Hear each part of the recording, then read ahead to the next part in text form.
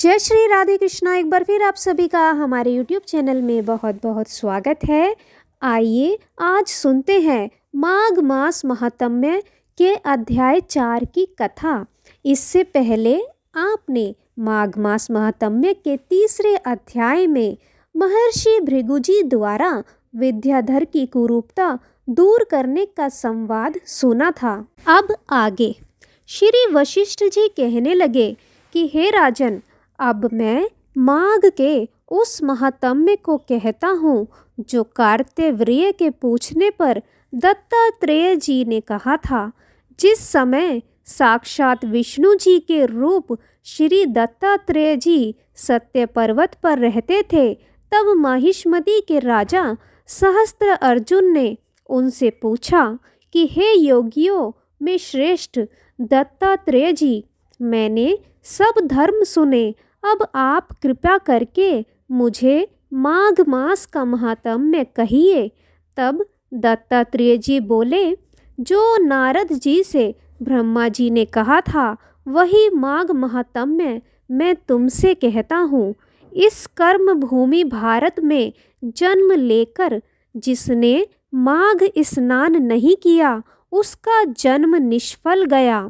भगवान की प्रसन्नता, पापों के नाश और स्वर्ग की प्राप्ति के लिए माघ स्नान अवश्य करना चाहिए।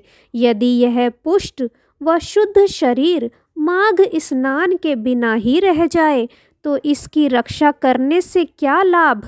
जल में बुलबुले के समान, मक्खी जैसे तुच्छ जंतु के समान यह शरीर माघ स्नान के बिना मरण समान है।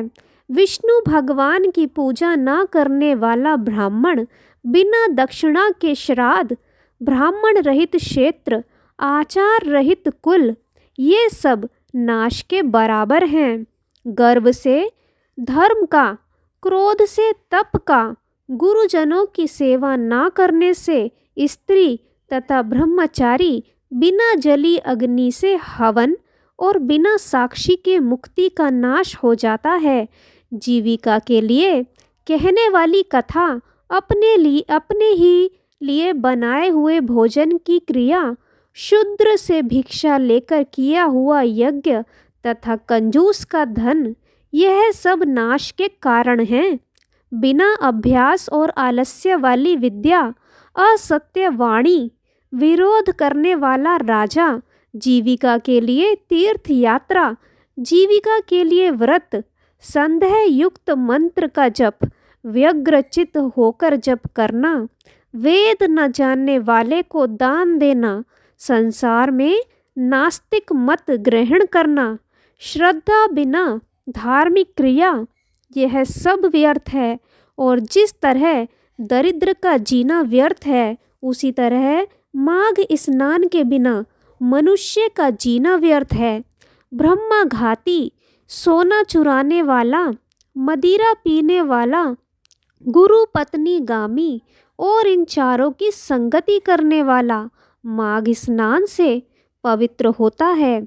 जल कहता है कि सूर्य उदय से पहले जो मुझसे स्नान करता है, मैं उसके बड़े से बड़े पापों को नष्ट करता हूँ। महापातक भी स्नान करने से भस्म हो जाते हैं।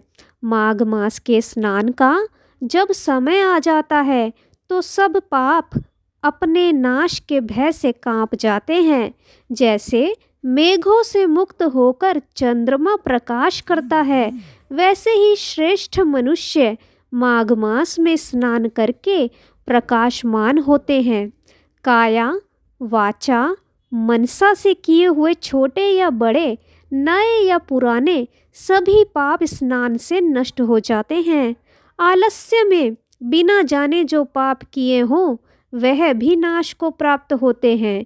जिस तरह जन्म जन्मांतर के अभ्यास से आध्यात्मिक ज्ञान की प्राप्ति होती है, उसी तरह जन्मांतर अभ्यास से ही माघ स्नान में मनुष्य की रुचि होती है।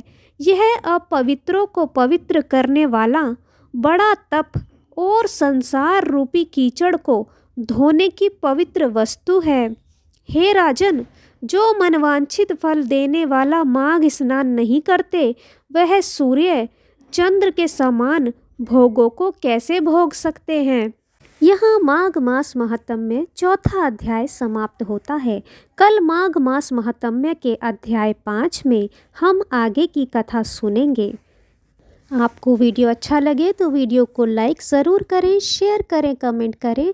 और आप अगर हमारे चैनल पर पहली बार आए हैं और अभी तक हमारे चैनल को सब्सक्राइब नहीं किया है तो कृपया चैनल को आज ही सब्सक्राइब कर लीजिए।